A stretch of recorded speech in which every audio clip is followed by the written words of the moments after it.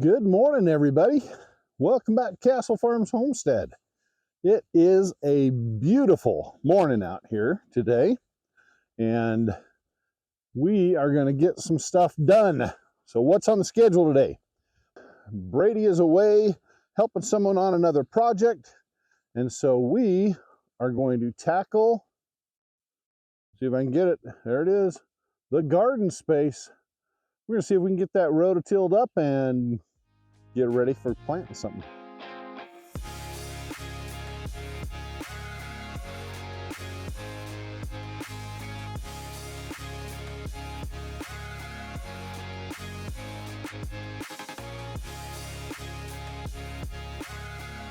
Hey, I just learned something the other day that was great to know. Out here on the loader end of this tractor, I always wondered, what is this thing that's sticking up here?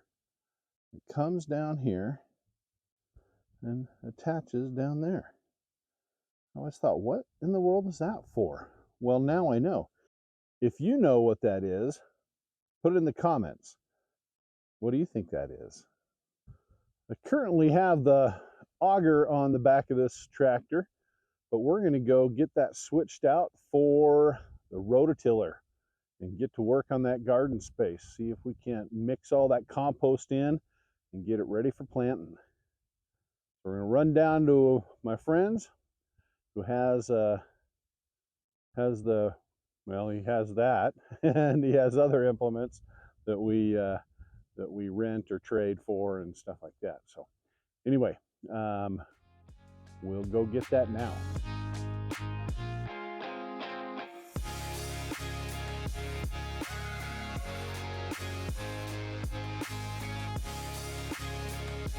All right, well, we just picked up the rototiller, got it all hooked up back there. As you can see, it's heading back to our place and we'll start rototilling that thing up. Hopefully, if I don't get shaken to death first.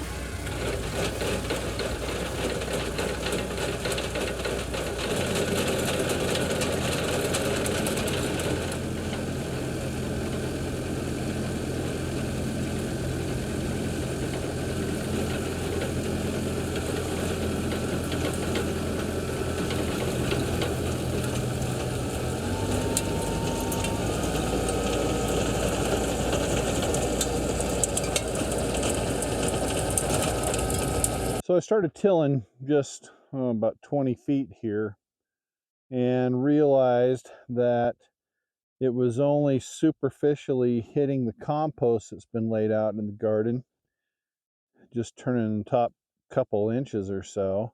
I tried making some adjustments on it and then kept going, and still was kind of getting similar thing. You can see here where the tines were hitting only down a couple inches to a few inches, and so I needed to get down through several inches of compost and into the dirt. So I started checking things out,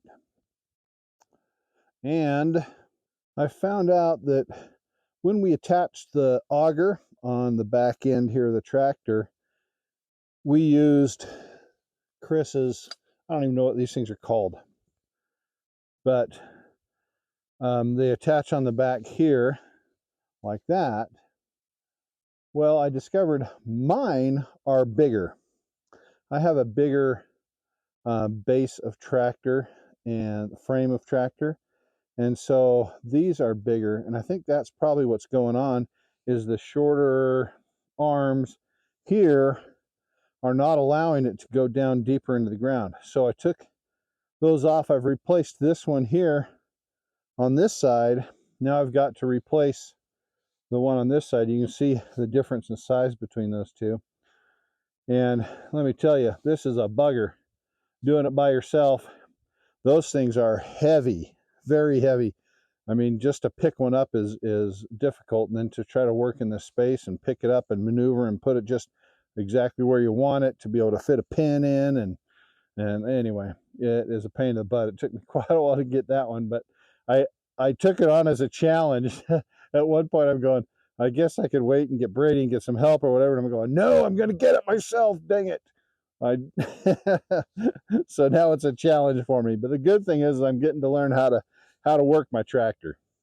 So hopefully I won't kill myself in the process, damage my shoulders. I was already having a little problem with my shoulder, but it's holding in there pretty good. I'm being careful at how I pick things up and maneuver things. But wish me luck. Let's see if we can get this one put back in.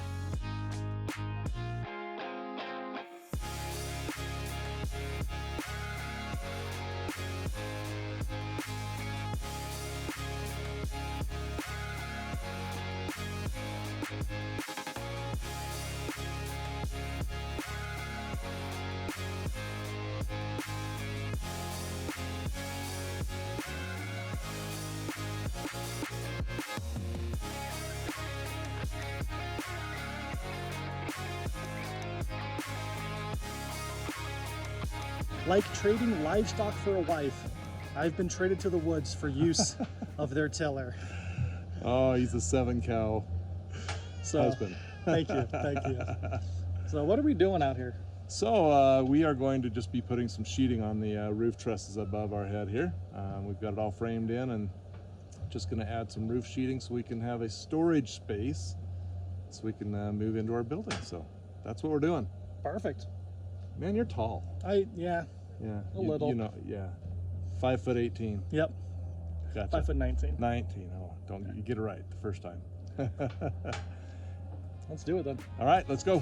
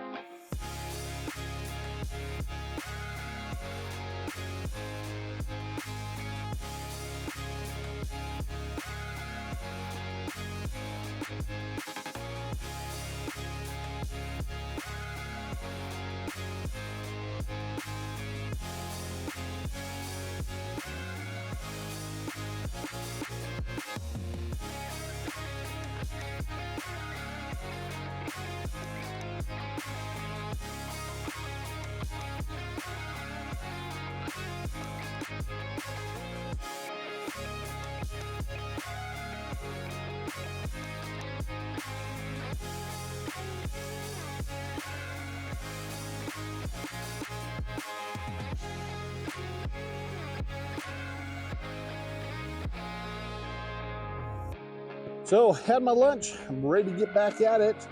You know, during lunch I was thinking about, oh, that's a lot of time I spent just getting ready to do what I wanted to do, and having to mess with the tiller, and it was frustrating and everything else. And yet then I go in to have lunch, and I thought, man, I love this stuff. And it's true, I do. I mean, not maybe at the time when things are hard and everything else, but I just love working with my hands. I love learning new things, how to put that tiller on and everything. I love those processes. And I think that all has to go back to why I want to homestead, why I'm a homesteader wannabe, because I enjoy projects. I love building. I love getting dirty and doing stuff. And I just love the physicality of all that stuff. And so that's why I'm really looking forward to building this homestead. I'm looking forward to, once it's built, continuing it and having projects all the time. Anyway, it's, I don't know. Are you like me? Is that why you're a homesteader wannabe? Anyway, let's get at it. Let's test out that tiller and see how it works. I'm hoping it's set up right.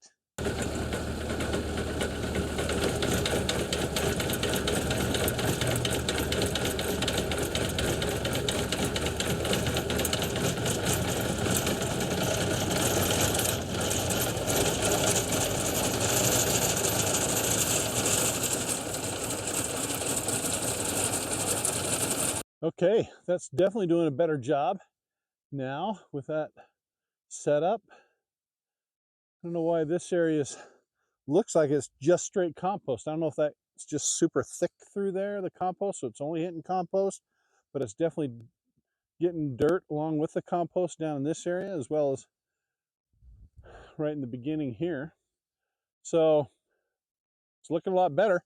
I'm going to go ahead and start running around the whole thing and just see how it goes. So we got the garden space tilled up, went over it a couple times. It's definitely getting down to the dirt. However, the dirt is pretty dry. I think it would benefit from a good watering, get some water down in there, loosen it up so that we could till it up better. So I'm probably going to do that again later. But we had to get one of our hoop house sections. I counted yesterday and found out that we had one too many male pieces and we're short the female.